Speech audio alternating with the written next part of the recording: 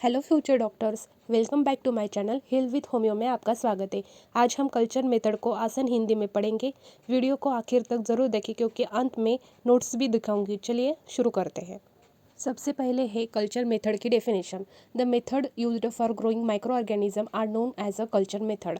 जिस मेथड से हम माइक्रो ऑर्गेनिज्म को ग्रो करते हैं उसको हम कल्चर मेथड बोलते हैं।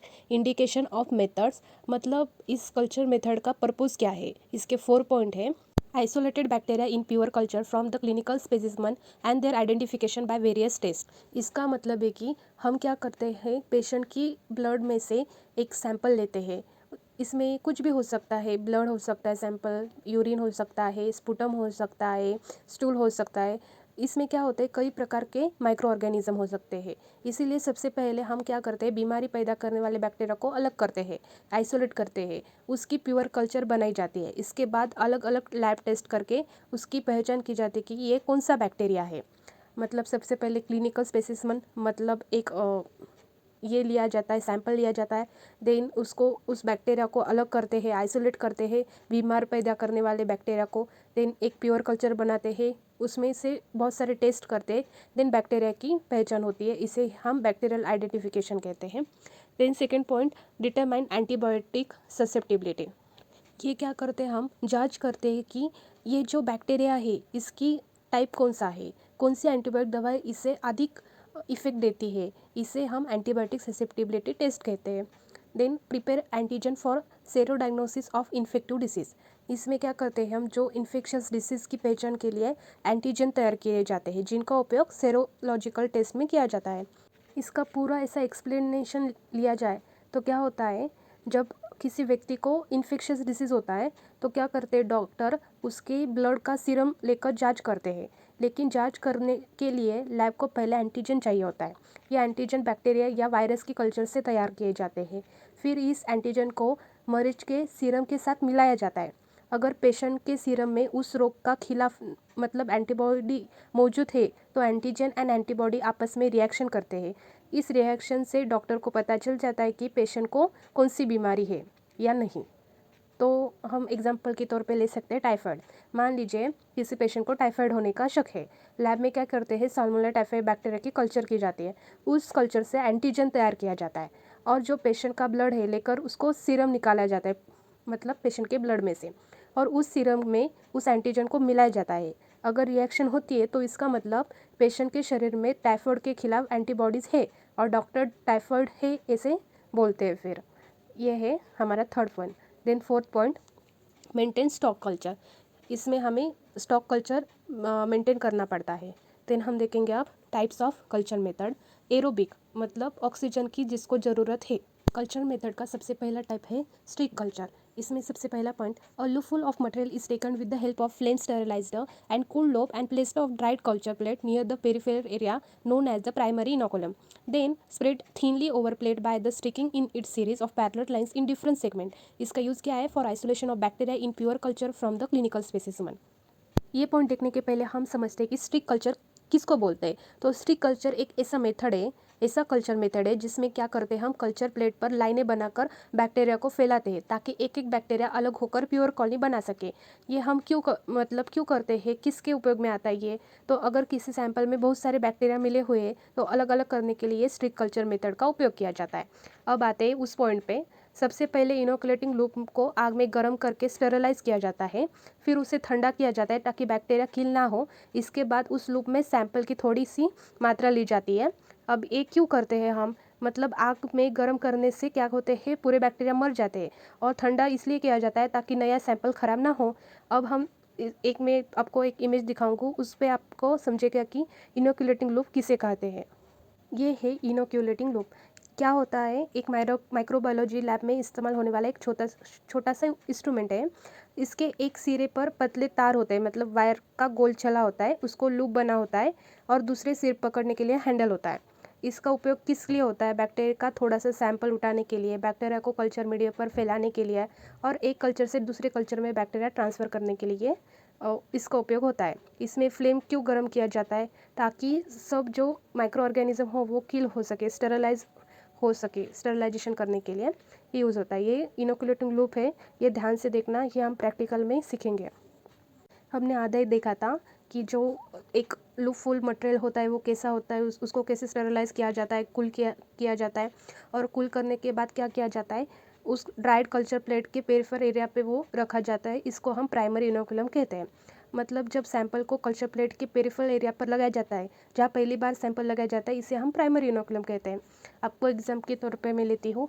जैसे आपने पेन कॉपी ली, सबसे पहले आपने जिस पर पेन रखी, पेन रखते जो पॉइंट उसने अपने पहले पेन रखी, इसको हम बोलते हैं प्राइमरी की inoculum. Then third point, then spread thinly over plate by the sticking it in series of parallel lines in different segment. अब लूप की मदद से सैंपल को प्लेट पर पतली पतली लाइन स्टिक में अलग अलग हिस्सों में सेगमेंट में फैलाया जाता है। हर नए सेगमेंट में बैक्टीरिया की संख्या कम हो जाती है। क्यों कम होती है? ताकि कॉलोनी में बैक्टीरिया के एक दूसरे से अलग हो जाए और अलग अलग कॉलोनी बना सके। ये है स्टिक कल्चर मेथड। अब इसका यूज़ देखते हैं कि यूज़ किस पर होता है। Isolation of bacteria in pure culture from clinical specimen. मतलब इस मेथड का सबसे इम्पोर्टेंट जो फंक्शन है ये क्या है, सैंपल लेना, एक सैंपल लेना पेशेंट से और बैक्टीरिया को अलग करना और प्योर कल्चर बनाना। ये इसका यूज़ है स्टिक कल्चर का। मैं स्टिक कल्चर का भी आपको पिक्चर दिखाती हूँ। ये है स्टिक कल्चर का डायग्राम। इसमें दिखाया है कि कैसे स्टिक बनाए जाते हैं, बैक्टीरिया फैलाए जाते हैं, ऐसे होता है स्टिक कल्चर। देन हम देखेंगे लॉन और carpet culture. Lawn culture are obtained by flooding the surface of the plate with liquid culture और सस्पेंशन ऑफ बैक्टीरिया। मतलब सबसे पहले लिक्विड कल्चर या बैक्टीरियल सस्पेंशन लिया जाता है। देन फिर उसे अगर अगर प्लेट की पूरी सरफेस पर फैलाया जाता है ताकि हर जगह बैक्टीरिया पहुंच जाए। और जो फ्लोडिंग का मतलब है पूरी प्लेट की सरफेस को उस बैक्टीरिया वाले लिक्विड से ढक देना। Second point, culture plate is kept for a minute and then excess material is poured of.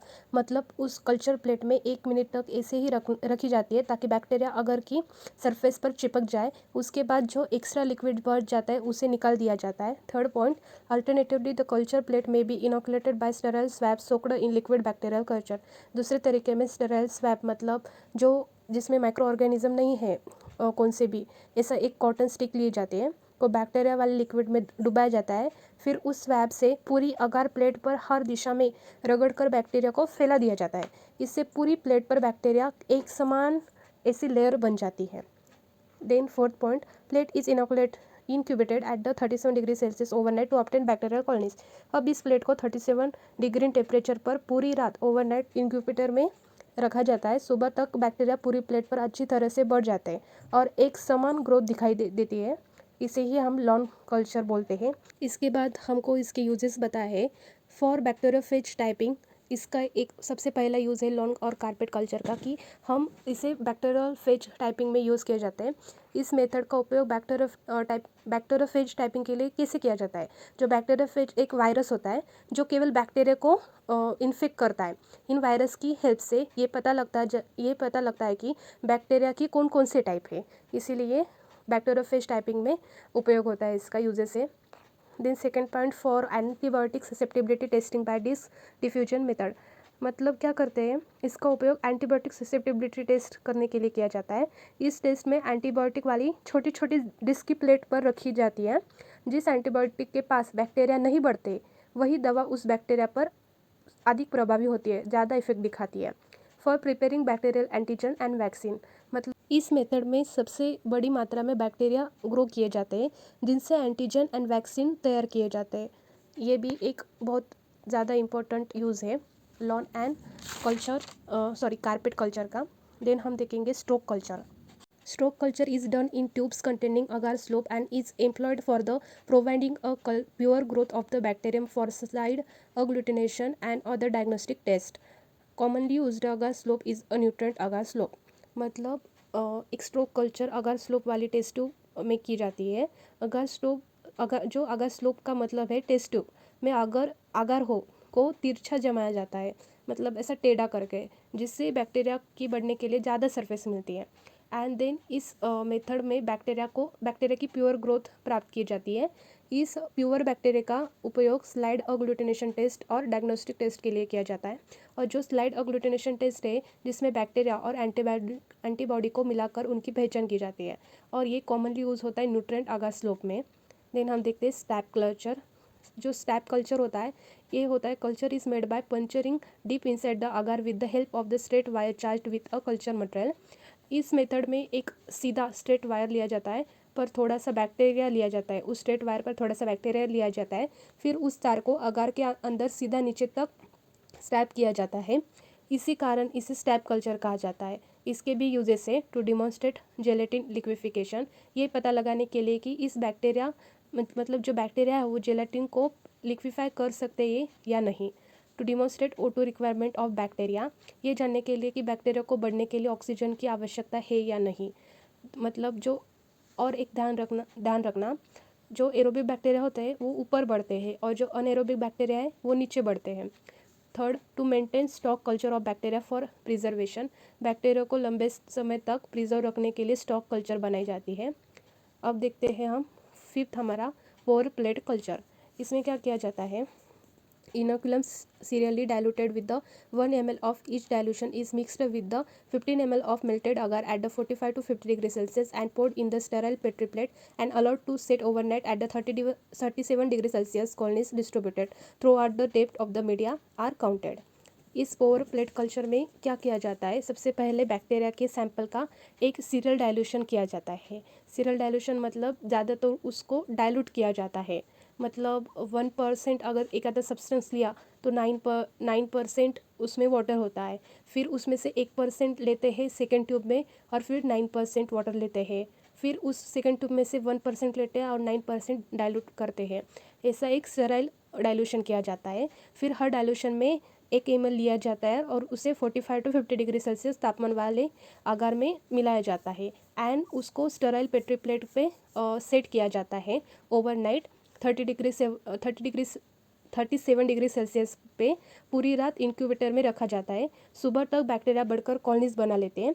इस मेथड में कॉलोनीज केवल ऊपर नहीं बल्कि पूरे आगार की डेप्थ में बनती है और उन्हें गिना जाता है।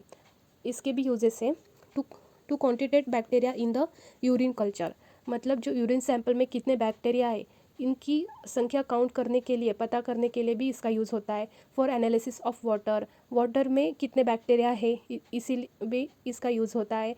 फॉर असे of antibiotic and antibiotic enzyme और अन्य जो लिविंग बायोलॉजिकल मटेरियल्स होते हैं इसकी भी जांच करने के लिए ये यूज़ किया जाता है पोर प्लेट कल्चर। मैं दिखाती हूँ आपको पोर प्लेट कल्चर कैसा होता है। ऐसा होता है, मतलब मीडिया के डेप्थ में वो ग्रो होता है। तो ये है pour plate culture. Liquid culture in tube screw capped bottle और flask are inoculated with low pipette और सिरिंजेस। लिक्विड कल्चर में सॉलिड अगर की जगह लिक्विड मीडिया का उपयोग किया जाता है। ये liquid media test tube screw capped bottle, मतलब जो ढक्कन वाली जो बॉटल होती है या फ्लास्क जो होता है उसमें रखा जाता है। इसके बाद इनोकुलेटिंग लूप पिपेट या सिरिंज की सहायता से बैक्टीरिया का सैंपल इस लिक्विड मीडिया में डाला जाता है। इस प्रक्रिया को हम इनोकुलेशन कहते हैं। इसके भी यूजेस है for blood culture and sterility test. Liquid culture का सबसे ज़्यादा उपयोग होता है ब्लड कल्चर में। यदि किसी पेशेंट के खून में बैक्टीरिया होने के से लगता है कि हाँ बैक्टीरिया है, तो उस क्या किया जाता है, ब्लड को लिक्विड मीडिया में डाला जाता है और बैक्टीरिया बढ़ते हैं या नहीं वो देखा जाता है। इसका उपयोग स्टेरिलिटी टेस्ट में भी किया जाता है। मतलब जो स्टेरिलिटी टेस्ट का मतलब है जो जांचना कि कोई दवा, इंजेक्शन या मेडिकल जो इंस्ट्रूमेंट है वो पूरी तरह स्टेरलाइज है या नहीं, इसके लिए भी होता है। Second, for specimen containing antibiotic and other antibacterial substances. कुछ पेशेंट में पहले से एंटीबायोटिक ले रही होती है। ऐसे सैंपल में एंटीबायोटिक मौजूद होने के कारण बैक्टीरिया आसानी से नहीं बढ़ते, इसीलिए ऐसे सैंपलों के लिए लिक्विड कल्चर का उपयोग किया जाता है ताकि बैक्टीरिया की अच्छा मौका मिले बढ़ने के लिए। इसके डिसएडवांटेजेस भी है। It does not provide a pure culture from the mixed inocula. यदि सैंपल में कोई प्रकार के बैक्टीरिया मिले हुए तो लिक्विड कल्चर में उन्हें अलग नहीं कर पाते, इसीलिए प्योर कल्चर भी नहीं मिलता है। Identification of bacteria is not visible, हाँ बैक्टीरिया भी आइडेंटिफाई नहीं होता है। देन हम देखेंगे अनएरोबिक कल्चर मेथड, जिससे अब्सेंस ऑफ O2 में बैक्टीरिया ग्रो होते हैं, जिसे हम अनएरोबिक बैक्टीरिया कहते हैं। इसकी मैंने सिर्फ 6 पॉइंट बताए हैं।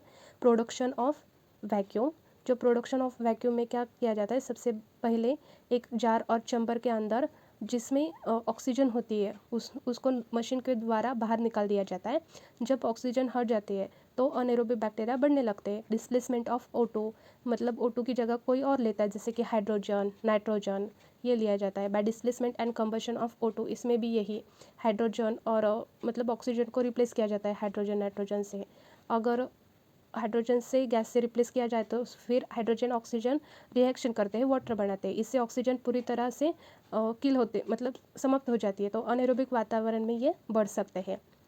Absorption of O2 by chemical और बायोलॉजिकल मेथड, केमिकल और बायोलॉजिकल मेथड से O2 को एब्जॉर्प्शन किया जाता है।